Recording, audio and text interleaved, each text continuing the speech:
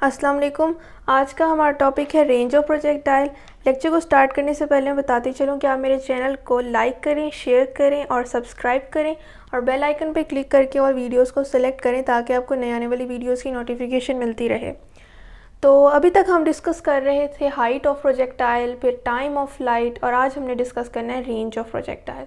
Range of projectile हमारे पास इसकी definition बताती है कि it is the horizontal distance covered by the projectile. यानी कि अगर मैं एक रफली डायग्राम बनाऊं तो ये पॉइंट ऑफ प्रोजेक्शन है जहाँ से प्रोजेक्ट किया जाता है किसी भी ऑब्जेक्ट को। तो वो जो ट्रैजेक्टरी से पास करता हुआ किसी पॉइंट पे जाकर जो है वो फॉल करता है, जिसे हम पॉइंट ऑफ लैंडिंग कहते हैं। तो ये हॉरिजॉन्टल डिस्टेंस जो कि पॉइंट ऑफ प्रोजेक्शन से लेके पॉइंट ऑफ लैंडिंग तक का है, इसे हम रेंज कहते हैं। और आपको पता लग गया होगा इसे हॉरिजॉन्टल डिस्टेंस क्यों कहते हैं। तो यही हमारे पास डेफिनेशन है, it is the horizontal distance covered by the projectile. इसका हमारे पास जो फॉर्मूला है वो है R=VI² sin 2θ/g। ये हमें दो चीज़ों की इंडिकेशन एमसीक्यूज़ के पॉइंट ऑफ व्यू से दे रहा है कि रेंज हमारे पास डायरेक्टली प्रोपोर्शनल है to the square of initial velocity. ये एमसीक्यूज़ में हमने इन चीज़ों को जो है वो माइंड में रखना है ताकि हम किसी भी जो है वो क्वेश्चन को सॉल्व कर सकें। इन चीज़ों को माइंड में रखते हुए अगर हमें फॉर्मूला आता होगा तो ये ज़ाहिर है हमें आती होंगी। तो सेकेंडली हमें ये बताता है कि रेंज हमारे पास डायरेक्टली प्रोपोर्शनल है sin 2θ। ये ज़रा इंपॉर्टेंट बात है, sin 2θ स्टार लगा दूँ कि रेंज हमारे पास मैक्सिमम तभी होगी जब sin 2θ की वैल्यू मैक्सिमम होगी और एंड वाइस वर्सा। तो मैक्सिमम होगी कब? sin थीटा तो हमारे पास 90 पे मैक्सिमम होता है, लेकिन sin 2θ का थोड़ा सा समझना है कि sin 2θ की वैल्यू जब 1 के इक्वल होगी तो वो मैक्सिमम होगी। अब हमारे पास sin इन्वर्स जब 1 के इक्वल हम करेंगे तो वो 90 के इक्वल आएगा, और मज़ीद हम कैलकुलेट करेंगे तो 90/2 45 डिग्री के इक्वल आएगा। यानी रेंज मैक्सिमम तब होगी जब sin 2θ की वैल्यू 1 के इक्वल और थीटा की वैल्यू हमारे पास 45 डिग्री के इक्वल आएगी। अगर हम यही थीटा की वैल्यू इस थीटा की वैल्यू में पुट करें तो 45 ये वैल्यू हमारे पास 1 के इक्वल हो जाएगी, क्योंकि हमें पता है थीटा की वैल्यू 45 तब आएगी जब sin 2θ 1 के इक्वल होगा। तो VI²/g बचा। अब ये इक्वेशन नंबर 2 है। अब हमारे पास ये है हमारे पास रेंज मैक्सिमम की वैल्यू।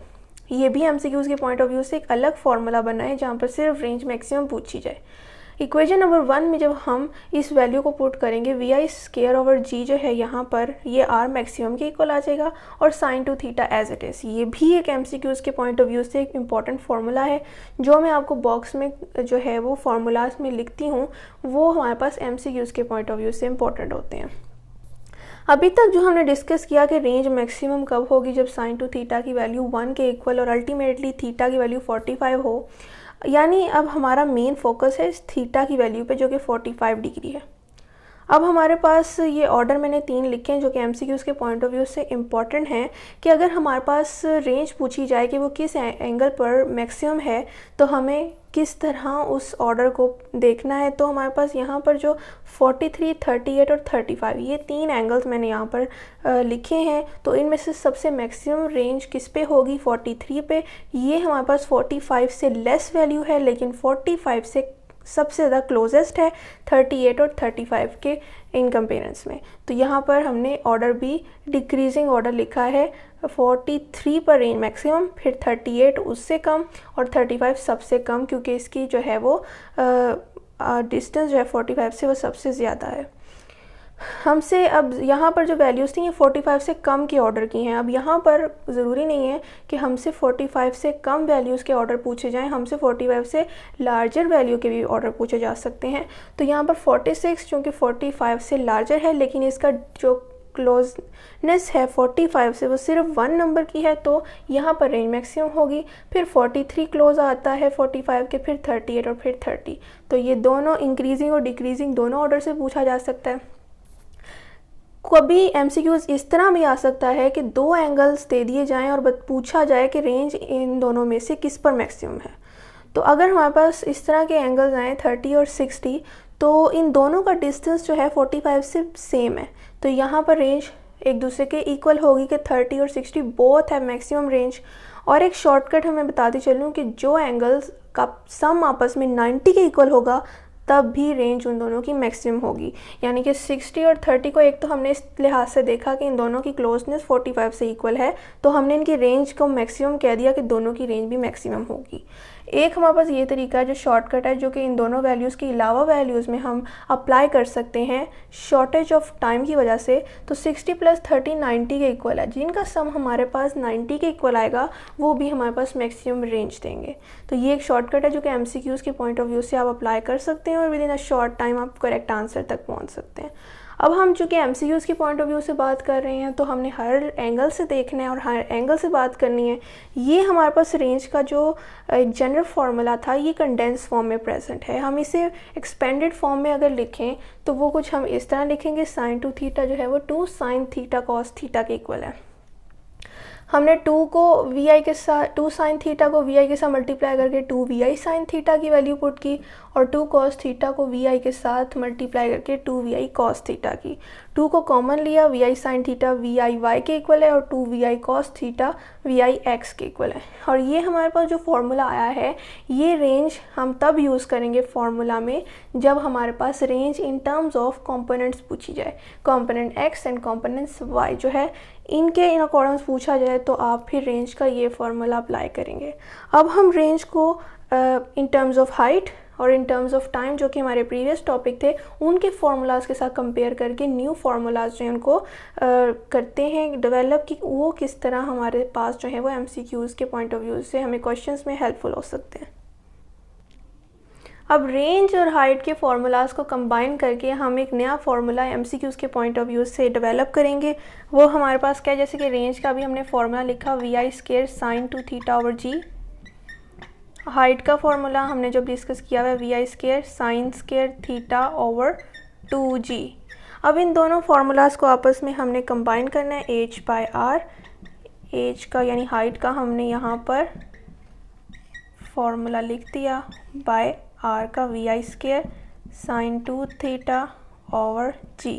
यहाँ पर हम कटिंग कर लें तो vi² से कैंसिल हमारे पास हो जाएगा, g से कैंसिल हो जाएगा, तो हमारे पास जो वैल्यूज़ h/r की बचेंगी।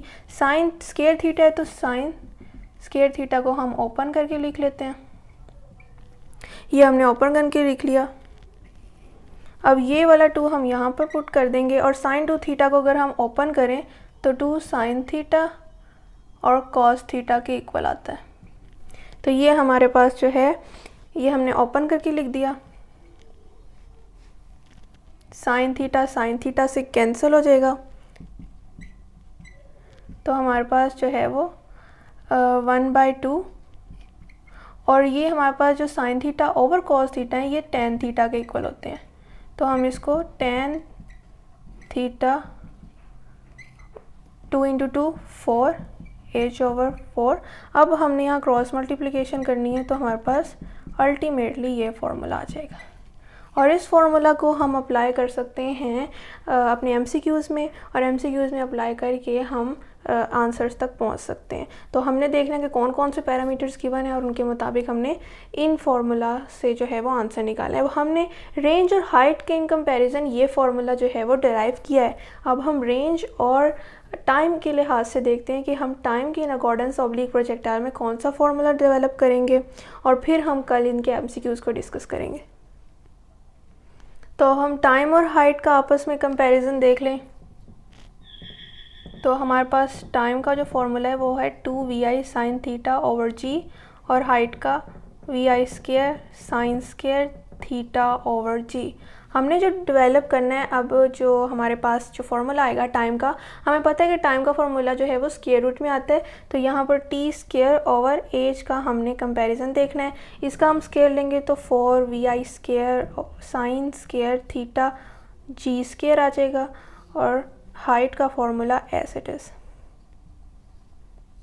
अब हमने यहाँ पर कैंसिलेशन करनी है। हमारे पास vi² से कैंसिल, sin² थीटा हमारे पास sin² थीटा से कैंसिल, तो हमारे पास t² ओवर एज जो बचेगा वो 4/g² और नीचे हमारे पास जो है 1/g जो है वो बचेगा। अब हमने देखना है 1/2g जो है वो हमारे पास बचेगा। यहाँ पर हमारे पास 2g था तो ये हमारे पास 1/2g बचा। अब हमने देखना है 2 जो जी है हमारे पास, ये ऊपर जाके 4 के साथ मल्टीप्लाई हो जाएगा और हमारे पास डिनोमिनेटर में जी स्क्वायर हो जाएगा। 8g/g² हमारे पास आया। जी स्क्वायर इससे कैंसिल, तो 8/g हमारे पास t²/h की वैल्यू आई। अब हमने यहाँ पर क्रॉस मल्टीप्लिकेशन जब करनी है तो t² की वैल्यू 8h/g आ जाएगी। स्क्वायर कैंसिल हम करेंगे by taking square root on both side.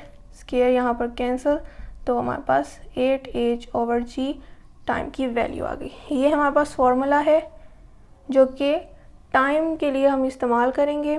ये ऑब्लिक प्रोजेक्टाइल में इस्तेमाल होने वाला टाइम ऑफ फ्लाइट का फॉर्मूला है जो कि हमने इन कंपैरिजन हाइट के ड्रॉ किया है। तो आई होप आपको आज के लेक्चर की समझ आई होगी। आज के टॉपिक में हमने रेंज और उनके मुताबिक ड्राइव किए हुए फार्मूलाज़ को डिस्कस किया है। कल हम इन तमाम डिराइव्ड फार्मूलाज़ के इन अकॉर्डेंस MCQs को डिस्कस करेंगे। तो आई होप आपको आज के लेक्चर की समझ आई होगी। अगर कोई क्वेश्चन हो तो आप कमेंट में ज़रूर पूछें।